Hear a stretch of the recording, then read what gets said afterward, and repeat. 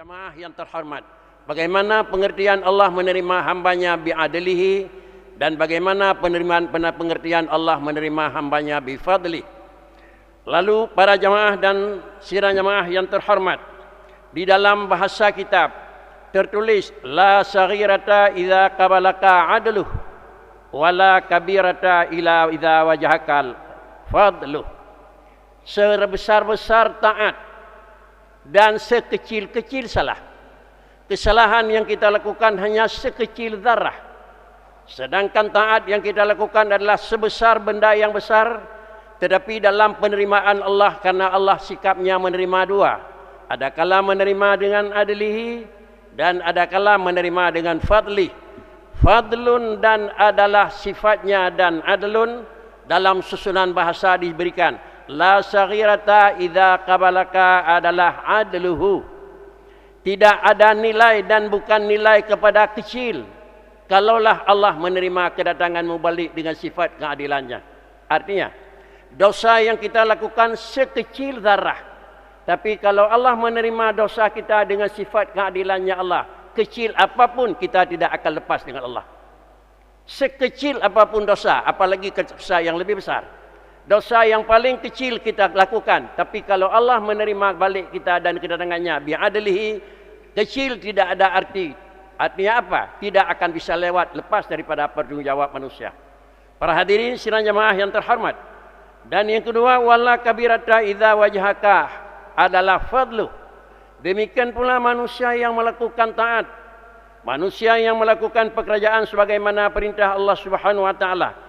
Walaupun manusia kerjaan itu hanya sekecil apapun yang kita kerjaan, tetapi kalau Allah menerima dengan fadlihi, ubid, tetapi you meraya wa Tuhan. Para hadirin sidang jamaah yang terhormat, kalau demikian dalam hal tersebut melakukan tingkat taat itu tergantung kepada manusianya. Adakala posisi manusia sebagai posisi manusia muqarrabin, adakala manusia posisi dalam posisi abrar, adakala manusia posisi dalam posisi manusia biasa. Kita banding antara ibadat kita posisi yang paling rendah dengan posisi adalah abrar. Perbandingan dua ibadat tersebut dan dua manusia kita paling kecil.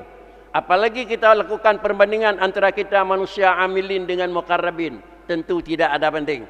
Tetapi kalau Allah menerima hambanya yang muqarrabin menerima fi fadlihi dan menerima hambanya yang abrar bi fadlih, bahkan menerima hambanya yang paling rendah adalah bi fadlih.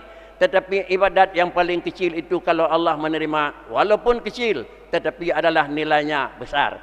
Makna bifadlih apa? Allah memberi gambaran kepada hambanya, memasukkan hambanya kepada syurga bukan karena imbalan. Kalau dengan imbalan sebesar apapun kerja, imbalan untuk mengimbangi dengan nikmat syurga tidak akan bisa kita imbangi. Kenapa? Karena nikmat syurga itu baginda Nabi dalam hadis qudsi menyatakan, yaitu adalah mala'inur ra'at, tidak pernah kira-kira bunyi suara di syurga yang sudah penerimaan yang didengar oleh telinga siapapun. Artinya belum pernah suara yang semerdu suara dalam syurga yang dirasai oleh manusia di alam dunia. Wala adalah barang yang tidak memang yang tak dilihat oleh mata. Apapun nikmat yang telah kita lihat di dalam dunia, tetapi nikmat syurga adalah tidak pernah dengan adalah mata yang telah memandang. Demikian pula manusia yang telah menikmati kelazatan kepuasan tidak pernah puas dan lazat selazat barang yang syurga. Bahkan yang terakhir, wala khatara ala qalbil bashar. Bagaimana gurisan nikmat syurga begini? Apa yang tersirat dalam gurisan hati manusia, nikmat Allah memang bukan demikian. Karena demikian besar dan agungnya nikmat syurga, maka dengan sendirinya kita banding dengan nikmat syurga dengan amalan manusia, sedikit pun sebesar apapun tidak ada perimbangan dan tidak ada keseimbangan. Oleh karena yang demikian, maka Allah menerima hambanya kalau ingin memasukkan dalam syurga bukan dengan imbalan amalan, tetapi adalah bifadlihi, semata-mata karunia. Kalau demikian yang kita harapkan doa kepada Allah Subhanahu wa taala bagaimana? Yaitu kita harapkan semoga Allah mencurahkan fadli. Menjelang adalah akhir Ramadan, termasuk pada hari kita hari ini 22.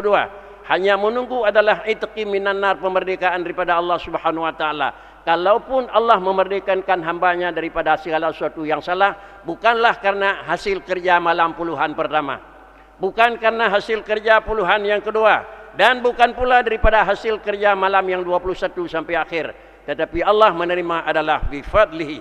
Para hadirin sidang jemaah yang terhormat, kemudian tanda apakah penyesalan dengan tidak kita luput daripada barang kebaikan atau kita memang telah pernah melakukan barang yang kejahatan, maka manusia dalam hal tersebut dalam pandangan hukum agama dibagi dua. Yang pertama adalah manusia yang dianggap punya akal, dan yang kedua adalah manusia itu yang tidak punya akal. Artinya manusia tanda hidup hatinya dan manusia tanda mati hatinya. Terdapat dalam kitab Min Alamatil Mautil Qalab Adam Azan Alama Fataka Minal Muwafiqat. Tanda yang bahwa manusia punya hati tidak ada tersinar. Ate hana udip tetapi ate batat. Tanda ate batat manusia adalah Adamul Hazni Alama Fataka Minal Muwafiqat. Puan yang katingai daripada buat kebajikan hana merimelah. Beluh pertama hana terawih. Kakana kemelung lah embiana. Beluh yang kedua juga hana padina tekut. Kau mesti rawat sabohnya pijai cid. Artinya sampai habis Ramadan hana ibadat yang dilakukan. Hana merasa melah. Yang dipegah di kitab Min Alamatil Mautil Qalab. Dana artinya adalah kata salup dengan kesalahan. Para hadirin sidang jemaah yang terhormat, kita melakukan tolak ukur pada hari ini. Semenjak hari pertama sampai hari 22. Tinggal yang kebaikan tinggal. Penyesalan tidak. Tanda hati kita adalah telah dimatikan oleh Allah Subhanahu wa taala. Nauzubillah. Kemudian yang kedua adalah tanda yang kedua, manusia tidak menyesal di atas pada yang tinggal. Wa adam hasan alama fataka minal muwafiqat. Dan tidak merasa adalah apa tidak merasa? Tidak merasa adalah gundah. Hana merasa melah ka tingai malam baru tarawih. Hana merasa melah ka tingai beklam wa wujud tarawih. Sama dengan manusia tersebut ibadat yang kana yang katingai hana merasa melah, dan yang kedua adalah buat yang kata bubut dengan nyokam thiru hana merasa menyesal. Kesalahan sekali tidak merasa menyesal, tinggal ibadat semalam tidak kira-kira teranggap itu satu kerugian. Ini adalah min alamatil mautil qalab. Kalau pada hari ini adalah mati hati itu adalah menunjukkan adalah apa? Manusia tidak hidup, hati manusia bagaikan adalah mesin yang tidak hidup. Mungkin baterinya yang kurang. Mungkin adalah hal yang lain yang rusak. Mungkin instalasinya yang ada gangguan. Maka mudah-mudahan adalah di puluhan yang akhir memperbaiki instalasi balik. Semoga adalah kalaulah Allah mematikan pandangan hati di pada puluhan pertama dan puluhan yang kedua, semoga kita harapkan Allah Subhanahu wa taala dalam puluhan yang terakhir Allah akan menghidupkan kembali. Udip barang yang kamati, jaring udip kerawai. Barang yang kamati habis petre udip kerawai pada kebahnya nama damah baru. Yang biasa tak balik balik baru mai. Putra yang rendah petre atau memang nak kawat dikira yang kabetu. Kalau petre adalah ganto petre menyok kawat yang kerela sambung kawat balik. Hal tersebut dapat saya mentang budep baidu ha siura kal matamah udip, tetapi ha siura ha matamah lapu buruk petre matamah buruk badan-badan ni. Karenanya para hadirin sidang jemaah yang terhormat, dalam Ramadan tidak memperbaiki adalah nasib kita dengan Allah Subhanahu wa taala. Yakinilah yang bawa lewat Ramadan bukan tambah indah tetapi tambah jauh dengan Allah Subhanahu wa taala. Inilah kira-kira Allah Subhanahu wa taala menerima hambanya bila kembali kepada Allah Subhanahu wa taala dengan hari yang kedua, menerima bi'adlihi dan menerima bifadlih. Kalau diterima dengan adlihi, satu pun kebajikan tidak ada nilai. Kalau diterima bifadlihi, sedikit pun semuanya tidak akan terbuang. Maka karenanya ikhlas dalam berlaku amal walaupun begitu, Allah akan diterima dengan adalah fadlih. Tetapi buat maksiat yang buat salah yang kata berbuat berat tak ingat walaupun begitu, karena orang yang kedua akan pegat padilan oleh Tuhan bi'adli. Ana bi'adli ubay ketun hanabi kurang oleh Tuhan menyodatih buat salah. Mudah-mudahan Ramadan merupakan tempat renungan akhir kembali. Semoga adalah keluar daripada Ramadan la'allakum tattaqun. Alhamdulillah.